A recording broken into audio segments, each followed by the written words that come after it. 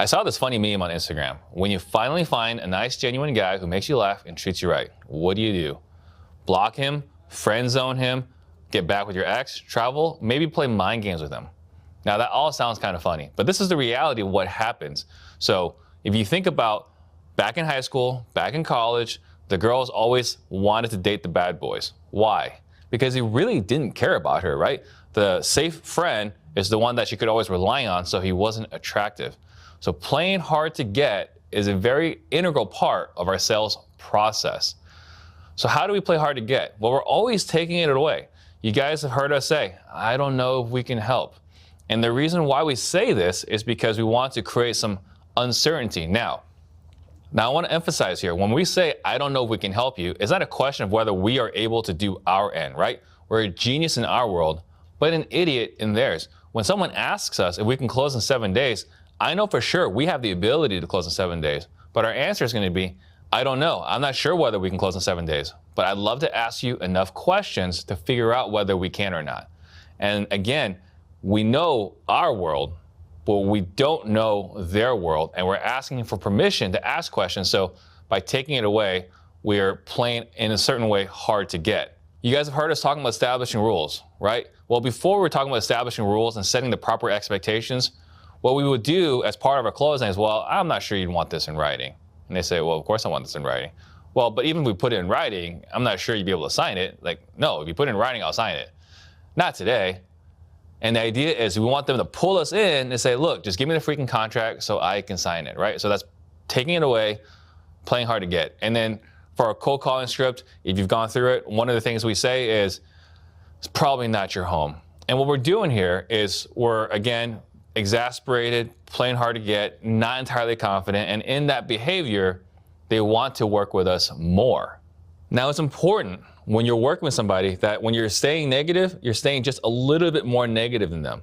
It's really important that you don't create too much of a chasm one way or the other. So I'll give you an example. When I first signed up for sales training from my old sales coach, I was hot and ready to buy. I reached out to my friend Pace. You guys may know Pace Morby. I was trying to buy more deals from him. At that time, I was only a broker and he was my general contractor who also happened to own a HomeVestor franchise. So I was asking him, Pace, send me your deals, send me your deals. And he would say, look, I already committed to 2 other people. I can't send you my deals. I said, well, I want you to send me your deals. As a wholesaler, he was saying, well, if you're trying to meet more HomeVestor guys, why don't you just hang out with us on Fridays? And I'm thinking, there's a place where you guys all hang out? And he says, yes, every Friday we hang out in this one office. Like, well, tell me more about this office. And it was a Sandler office. So I reach out to the sales trainer and I ask him, hey, I want to sign up for this. What's involved? And I had no idea it was sales training. And what he said to me is like, well, why would you want to be here? This stuff doesn't work in real estate, which obviously you and I know is not quite true because there's a reason why you bought this course. Now, I said, well, it's not even about the sales training, or I don't even care if it works in real estate or not. I myself will make it work. I just want to be in that room. And he says to me, well, what's important about being in that room? And my response is, well, I'm a wholesaler. If I'm in that room, I will naturally do more deals, which is true. I did a deal the first month after I was in it. But he says to me, well, if you just want to meet the people in there, why don't you just stand outside my office and shake their hands as they're walking in? And now I'm explaining, no, you see, they're not going to take me seriously. I need to be part of that room. And he says again, well, as a matter of fact, we actually have scheduled bathroom breaks. If you hang out in the bathrooms, you'll see us in there too. And I said, come on, they're not going to take me seriously. So what was he doing though? I was a super hot prospect. If he told me it was $20,000 to buy, I would have signed up that day, right? But he didn't want to just take my contract or take my money, because if he did, he'd create a little bit of remorse. So he made me fight for it. And so I've had situations where a seller says, I want $160,000. And we say, okay. And we send them the DocuSign and they open the envelope and we never hear from them again. Why? Because they know they left money on the table. Put yourself in a position if you're buying a car, right? It says MSRP, $35,000.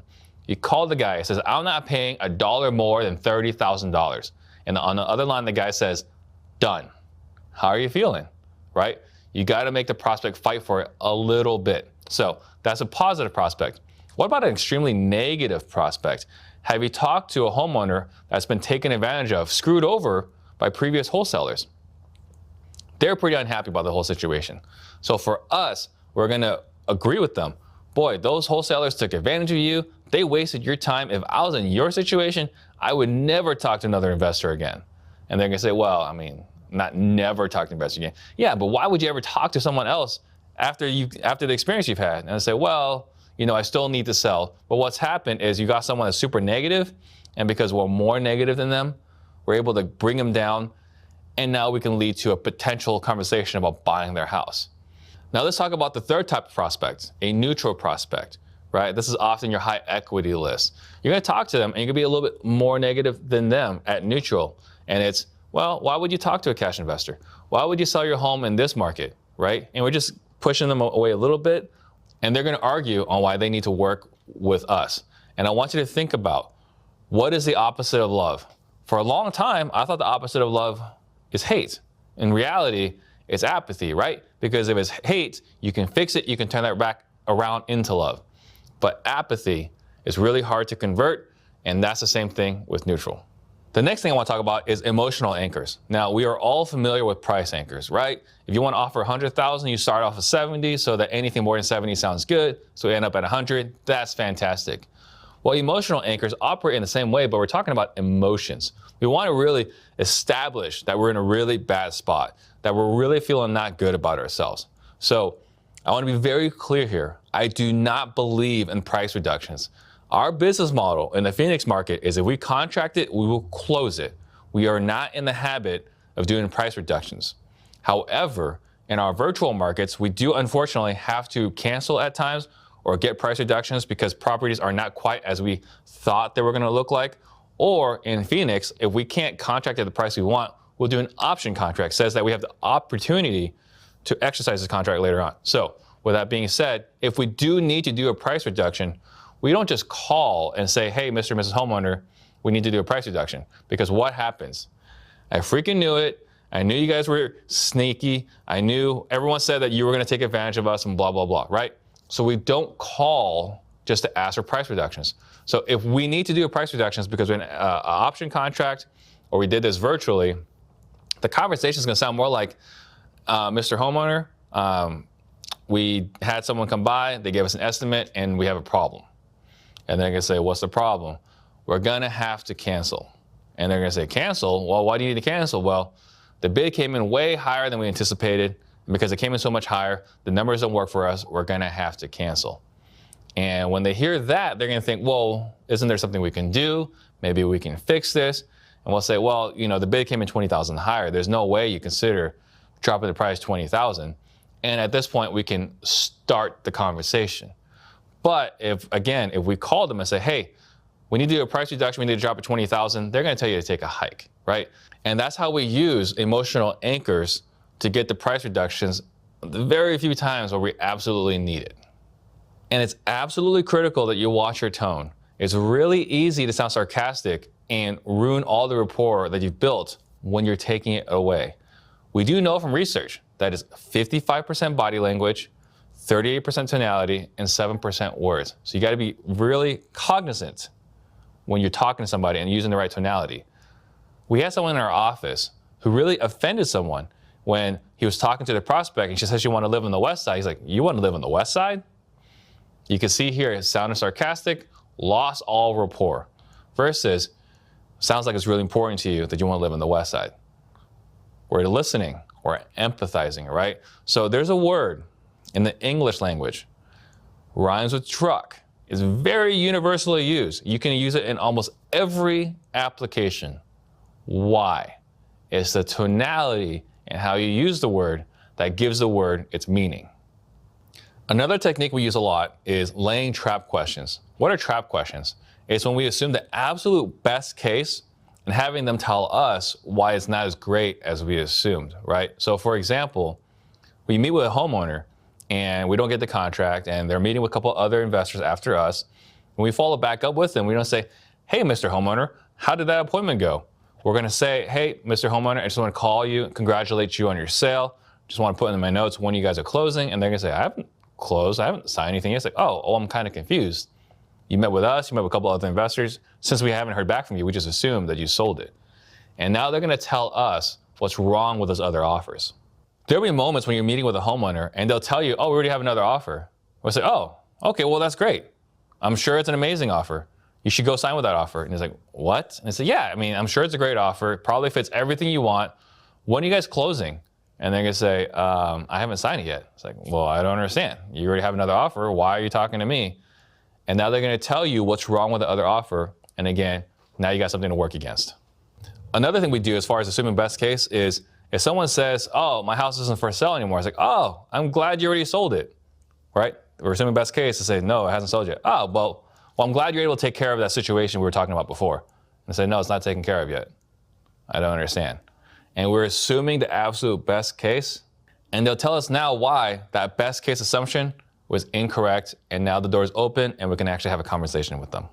There are two key parts when you're asking trap questions: when and you. You can see it's very assumptive.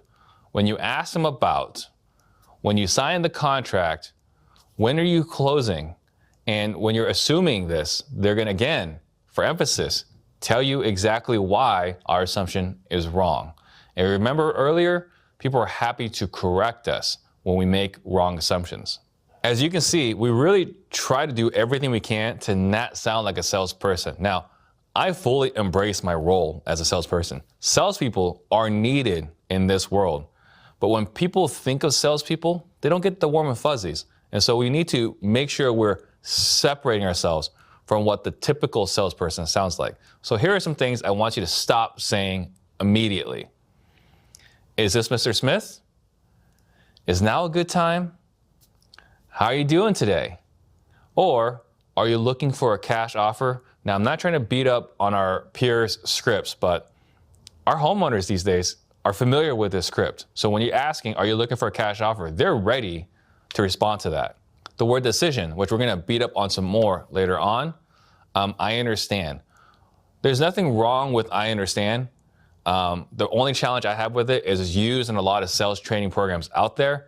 Now, if you're going to say I understand, I encourage you to fill in what it is that you understand. Just a quick tangent here, my own personal experience. When you apologize, saying I'm sorry is an inadequate apology. No one feels better after the words I'm sorry. What you got to explain is what you're sorry about. I'm sorry that I whatever. So if you're going to say I understand, make sure you explain what it is that you understand to demonstrate that you do understand. Good question. We've said this before. Nothing wrong with good questions. Just salespeople use that a lot. Other words, following up, checking in, touching base. Why do we say these words? No other industry uses these words. And then on top of that, saying, I'm just following up. I'm just touching base. So remove the word just. The last three words, retail, terms, ARV. Homeowners have no idea what you're talking about when you're saying retail or ARV. I remember the first time I heard the words retail in this space, I was thinking strip centers, right? So we in this industry are familiar with the words retail and ARV. Don't use that with a homeowner. And the word terms, I understand that some people train using the word terms. If you're going to use the word terms, be very clear that you explain what it is, because if you just leave it out there, homeowners confused. And if they're confused, they feel dumb. And if they feel dumb, they're associating you with them feeling dumb, and now you're going to lose rapport. Back when I was in college, I had this crazy sound system, right? I listened to a lot of rap music. Don't judge me. That's just who I was when I was growing up. Now, in having a sound system and being an engineer, I learned the importance of a low-pass filter. Now, when I say low-pass filter, that might mean nothing to you. So just let me quickly emphasize or explain what that means. So low-pass filter, the job is to only allow the lower frequencies into the subwoofer, and anything higher than the lower frequencies gets filtered out. And it's important so that the subwoofer sounds good. Why am I talking about this? The homeowner you're talking to, their heart and mind is the subwoofer, right? And if you don't talk in their language, it's gonna get filtered out. It's gonna be like Charlie Brown, womp, womp, womp, womp, womp, womp, right? So when you're talking to a prospect, if you're telling, if you're talking, if you're explaining, that's all getting filtered out. You're gonna sound like everybody else. They're gonna tune you out.